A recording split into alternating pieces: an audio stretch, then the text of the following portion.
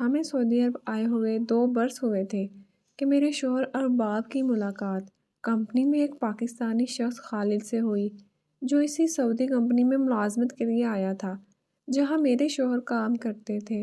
خالد سے ارباب کی بہت اچھی دوستی ہو گئی اور وقت کے ساتھ ساتھ ان کے درمیان تعلقات بڑھتے گئے۔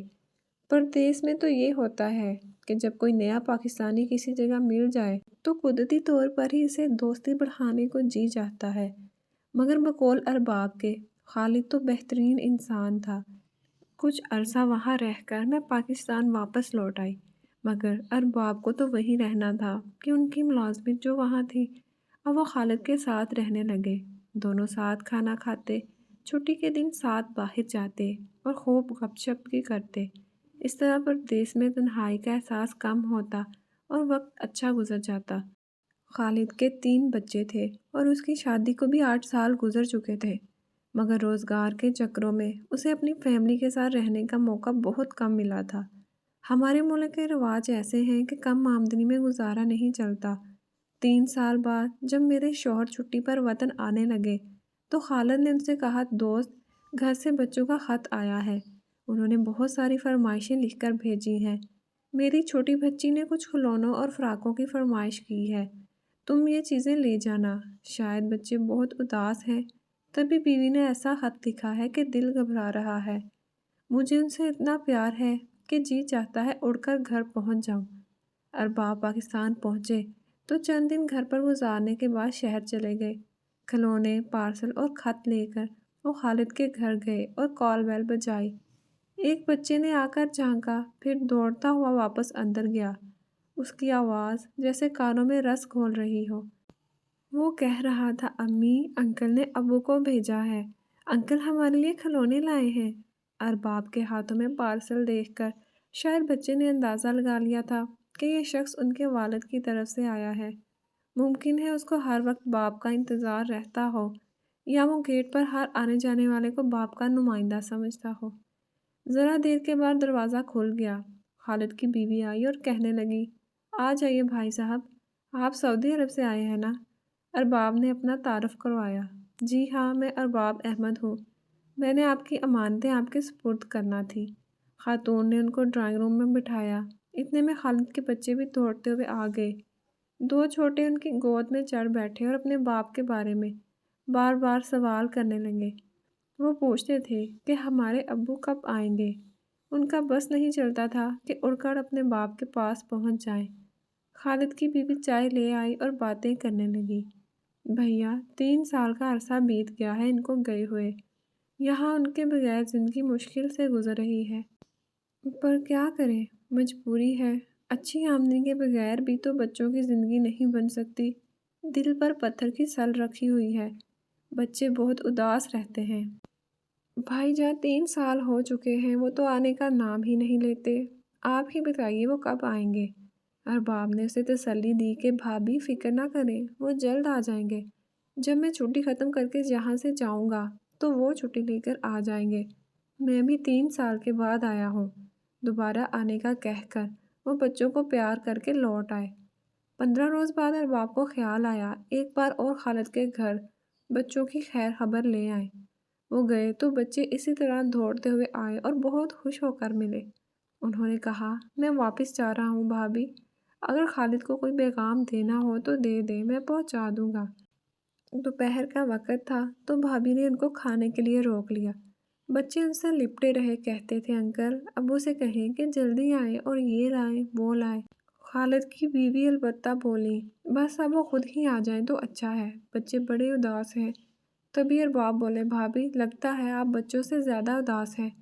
اس پر وہ رو پڑی اور کہنے لگی، ارباب بھائی، بڑی مشکل سے تو ہماری شادی ہوئی تھی، انہوں نے شادی سے پہلے مجھے خط لکھ دیا تھا جو بھائی نے پکڑ لیا، بس پھر کیا تھا، اس قدر طوفان اٹھا کہ کیا بتاؤں۔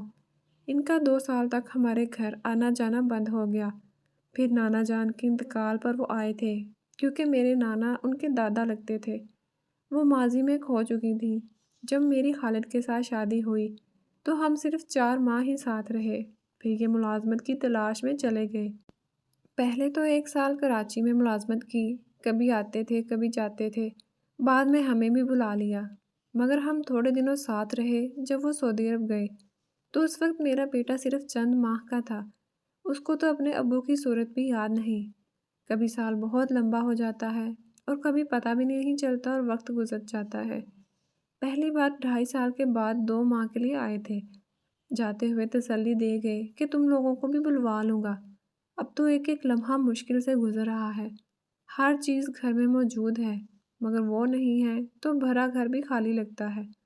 بھیا ان سے کہنا اب ہمیں زیادہ چیزوں کی ضرورت نہیں ہے، بس وہ خود آ جائیں۔ ارباب نے انہیں سمجھایا کہ وہ پردیس میں محنت کر رہے ہیں تو آپ اور بچوں کے لیے ہی کر رہے ہیں، تاکہ آپ لوگ سکھ اور سکون سے رہیں۔ اب آپ ہی بتائیے کہ جب وہ پچھلی چھٹیوں پر آئے تھے تو کیا ان کا جی چاہتا تھا کہ ان بچوں کو اور آپ کو چھوڑ کر واپس جائیں؟ نہیں بھیا، خالد کی بیوی دکھی ہو کر کہنے لگی، تب تو ہم نے 1 ماہ اور 10 دن کا عرصہ اسی دھڑکے میں گزار دیا تھا کہ جدا ہونا ہے۔ دل چاہتا تھا کہ وقت تھم جائے یا وہ کبھی پردیس ہی نہ جائے، مگر مجبوری ہے۔ اگر وہ نہ جاتے تو ان کی بہنوں کی شادیاں کیسے ہوتی؟ چھوٹے بھائی کی بھی شادی کرنا تھی۔ گھر کا پورا بوجھ انہی پر ہے۔ جس رات وہ جا رہے تھے میں ان کو سمجھا رہی تھی، 6 سال پردیس میں کاٹے ہیں، اب چھوڑ دو وہاں کی ملازمت۔ کہنے لگے پہلے تو گھر والوں کے لیے کما رہا تھا، ماں باپ بہن بھائیوں کا حق ادا کر رہا تھا، اب تمہارے اور بچوں کے لیے کماؤں پھر آ جاؤں گا۔ جس دن خالد جا رہے تھے وہ ساری رات ہم نے جاگ کر گزار دی۔ میں نے ان کے قدموں میں سر رکھ دیا تھا کہ اب مت جائیے، مجھے وہم آ رہے ہیں۔ میرا دل نہیں مانتا، مگر انہوں نے مجھے اٹھایا اور بولے، تمہاری جگہ میرے قدموں میں نہیں میرے دل میں ہے۔ جب وہ چلے گئے خالد بھیا تو میں اور بچے ایسے رہ گئے جیسے مالی کے بغیر پھول، جیسے میری اپنی دنیا لٹ گئی ہو۔ یہ سب کہہ کر بھابھی بہت رونے لگی تو ارباب گھبرا گئے کہ اب خاتون کو کیسے تسلی دیں، کیسے چپ کروائیں۔ ان کے پاس الفاظ ہی نہیں تھے۔ انہیں لگا کہ جیسے خالد کی بیوی کو کوئی بہت بڑا خوف ستا رہا ہے۔ وہ تبھی خالد کے گھر سے بھاری دل کے ساتھ چلے آئے۔ ان کو یاد آ گیا کہ اب انہوں نے بھی روانہ ہونا ہے۔ ان کے پردیس جانے سے ان کے بچوں پر اور مجھ پر بھی ایسی ہی اداسی ٹوٹے گی۔ جب وہ ریاض پہنچے تو قریبی دوست ملنے آئے، لیکن خالد نہ آیا۔ وہ دن گزر گیا، شام 6 بجے کا وقت تھا۔ سوچ میں تھے کہ خالد کیوں نہیں آیا۔ سب ڈیوٹی ختم کر کے واپس آ جا رہے تھے، اتنے میں ایک ڈرائیور نے آ کر بتایا کہ فلاں جگہ ایکسیڈنٹ ہو گیا ہے، روشن محمد اور محمد خالد فوت ہو گئے ہیں۔ یہ خبر سنتے ہی جیسے سب کے پاؤں تلے سے زمین نکل گئی ہو، مگر موت پر حق ہے اور اس کا یقین کرنا ہی پڑتا ہے۔ میرے شوہر کو تو اس بات کا بہت ہی دکھ تھا کہ جو پیغامات خالد کی بیوی اور بچوں کے لے کر گئے تھے وہ بھی اس تک نہ پہنچ سکے۔ کاش ایک روز پہلے پہنچ جاتے۔ کچھ دیر بعد ان کی لاشوں کو طائف کے ہسپتال کے سرد خانے میں رکھ دیا گیا۔ موت کے بعد بھی پردیس آنے کی سزا ان بیچاروں کو کاٹنی تھی۔ تقریباً 15 روز بعد ان کی میتوں کو پاکستان بھیجنے کا انتظام ہو سکا۔ ارباب کے ہمراہ چند ساتھی ان کے تابوت لے کر گئے۔ ہسپتال جا کر ان کو پٹیوں میں بند کیا۔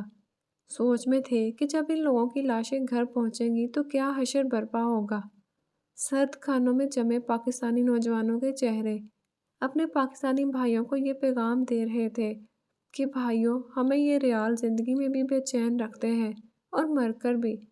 ارباب نے مجھے بتایا کہ جب ہم نے خالد اور روشن کی لاشوں کو سرد خانے سے نکالا تو نہ انہیں غسل دیا گیا اور نہ ہی انہیں کپڑوں کی قید سے آزاد کر کے کفن پہنایا گیا۔ اس کے بعد ارباب پھر آخری بار ہی ملازمت پر پردیس گئے۔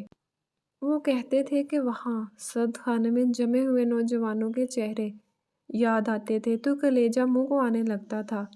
کتنے کڑیل اور خوبصورت جوان روزی روٹی کمانے کے پیچھے گھروں سے دور آ کر خاک ہو گئے۔ وہ جو اپنوں کے لیے خوشیاں خریدنے جاتے ہیں اور پھر کبھی گھر واپس نہیں لوٹ پاتے، ان کے پیاروں پر کیا گزرتی ہے یہ وہی جانتے ہیں جو یہ دکھ سہتے ہیں۔